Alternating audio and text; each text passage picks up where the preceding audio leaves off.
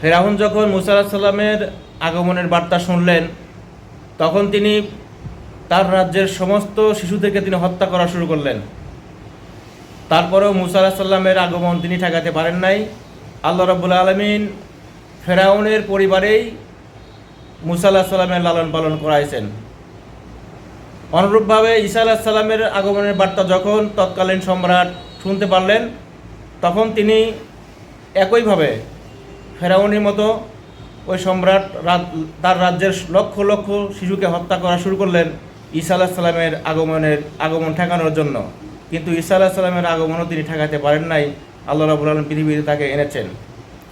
এখন বর্তমান ইসরায়েল এবং তাদের দোসরেরা হযরত মাহদী আলাইহিস সালামের আগমন ঠেকানোর জন্য ফিলিস্তিনের নরনারী শিশুদেরকে হত্যা করার জন্য তারা পরিকল্পনা করছেন, যেন ইমাম মাহদী আলাইহিস সালাম আগমন না করেন। কিন্তু আল্লাহ রাব্বুল আলামিন ইমাম মাহদী আলাইহিস সালামকে পৃথিবীতে আগমন করাবেনই। পৃথিবীর কোনো শক্তির ক্ষমতা নাই ইমাম মাহদী আলাইহিস সালামের আগমন ঠেকানোর জন্য।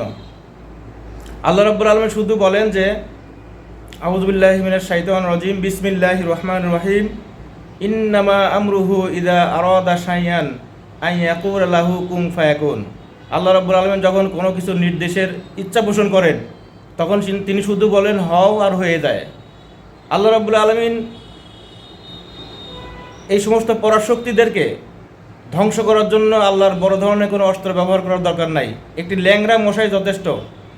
ক্ষুদ্র একটি প্রাণী দিয়ে এই সমস্ত পরাশক্তিকে, এদের প্রযুক্তিকে আল্লাহ পাক পরাজিত করতে পারেন। তিনি শুধু বলবেন কুন ফায়াকুন, হয়ে যাবে। এজন্য যারা বর্তমান পরাশক্তির দাবি করছেন, যারা মুসলিম এবং ইসলাম ধ্বংসের জন্য ষড়যন্ত্র করছে, তাদের এটি মনে করার কোনো কারণ নেই যে আমরা অনেক কিছু হয়ে গেছি, আমরা মুসলমানদেরকে ধ্বংস করব, ইসলামকে ধ্বংস করব, মুসলমানদেরকে হত্যা করব, পরাজিত করব। এটি তারা ভুল। মুসলমানদেরকে কেউ পরাজিত করতে পারবে না। আপাতত দৃষ্টিকোণ থেকে যদিও মুসলমানরা মার খাচ্ছে, তারপরেও মুসলমানরা বিজয়ী হবেই, এতে কোনো সন্দেহ নেই। আর আমরা যারা ইমানদার মুসলমান, তাদেরকে ভয় এবং আতঙ্কিত হওয়ার কোনো কারণ নাই।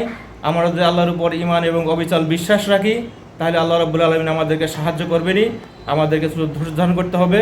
আল্লাহ পাক কোরআনের মধ্যে বলেছেন, আউযু বিল্লাহি মিনাশ শাইতানির রাজিম, বিসমিল্লাহির রহমানির রহিম, ওয়ালা তাহিনু ওয়ালা তাহজানু ওয়া আনতুমুল আ'লাউনা ইন কুনতুম মুমিনিন। তোমরা ভীত হও না, চিন্তিত হও না, তোমরাই বিজয়ী হবে যদি তোমরা বিশ্বাস স্থাপন করে থাকো।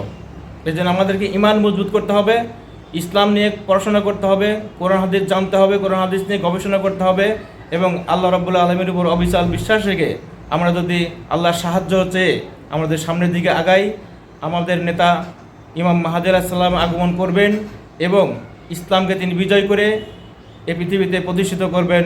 আল্লাহ রাব্বুল আলামিন এর পরিকল্পনা এটা। ওয়া মা তাওফীকি ইল্লা বিল্লাহ। আসসালামু আলাইকুম ওয়া রাহমাতুল্লাহি ওয়া বারাকাতুহু।